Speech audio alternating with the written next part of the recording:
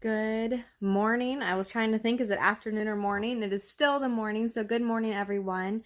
As always, thank you for tuning in. I am Danielle Boyd, your life coach here, and I always say this, and I'm going to say it again, and probably every time I'm doing it. If you see me looking down, it is looking down at my notes that I made for this video. So today is part of our series. I know I have not kept up like I wanted to. I will say I was sick and I had a cold and my voice was not really all that great, so it wouldn't have made for a very good video.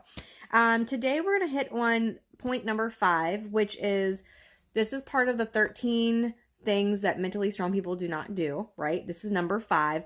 They do not try to please everyone. Now, up until this point, I would have 100% said I am for sure mentally strong, that I am not doing anything that is in the realm of, things not being what they should be from the things I've been telling you.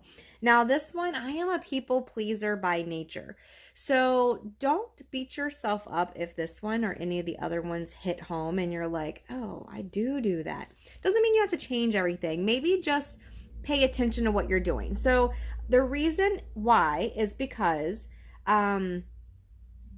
conflict, and most people fear it, okay? So here's the thing. I do fear conflict. I despise conflict, right? I hate conflict with a passion. It gives me cringes. I don't like it. And this is usually a learned behavior for a couple of reasons. So if you've ever been in a domestic violence situation, if you've ever been in, as a child especially, in a home where maybe your parents fought a lot, maybe you only know that kind of life growing up, right? You witness it a lot. It's part of your upbringing. It's just part of who you are. It is second nature to become a people pleaser. It is second nature to become someone who does not want to be around conflict, that sees it as a very bad thing. So here's the thing. It's something, if it's a learned behavior, guess what that means? You can relearn something new. You can change that behavior. And actually, to be perfectly honest with you, I don't think that I've ever even looked at it this way until just now when I was speaking about it, literally. The thing of it is that if you want to change something, you have to figure out what it is that is the good parts and the bad parts, and then how you can incorporate that. So for me, I know I do fear conflict. I don't like it, but I have learned in the past several months that, it's not okay to just get by and to do what someone else wants because it makes them happy, because you are the one suffering for it.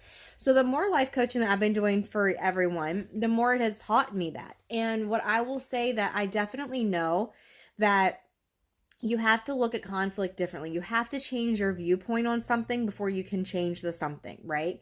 So kind of like losing weight. And I always go back to losing weight because I feel like we all at some point in our life struggle with it. Whether you're just trying to lose 5 pounds to fit into a dress, or you're trying to lose 100 pounds or 50 pounds or 20 pounds or whatever it is, we've all been there, right?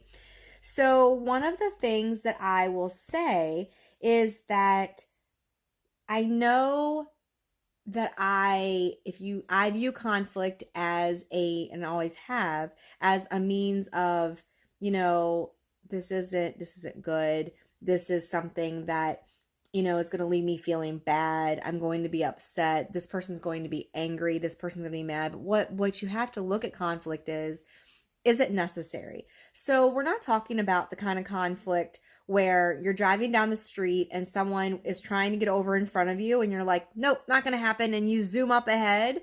Nope, not pleasing you today, people. Sorry. That's not the kind of conflict I'm talking about. That's not the people pleasing I'm talking about. I'm talking about you are stressed and overwhelmed and you have a lot on your plate and someone says, hey, can you do this for me?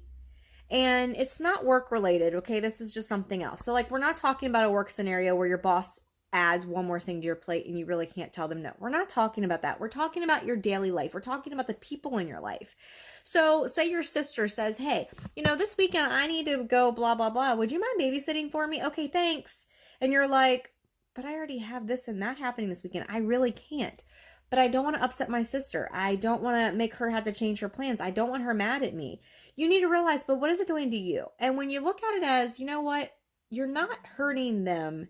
You're hurting you. And you need to say to them, look, I would love to help you, but I can't because I have this, and this happening, and I just can't do that for you right now. And I'm very sorry for that. I would love to some other time, but it's not going to work for me this time. I'm sorry.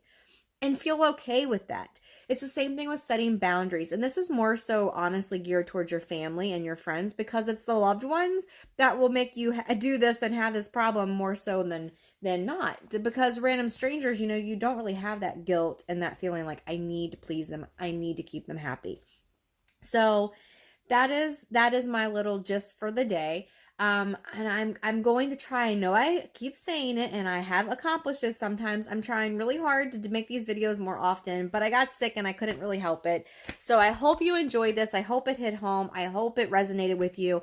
If you would be interested in a free consult or you have any questions, please email me at danielleboydlifecoach@yahoo.com. I hope you guys have a terrific rest of your week. Enjoy Halloween tomorrow, and I will talk to you soon.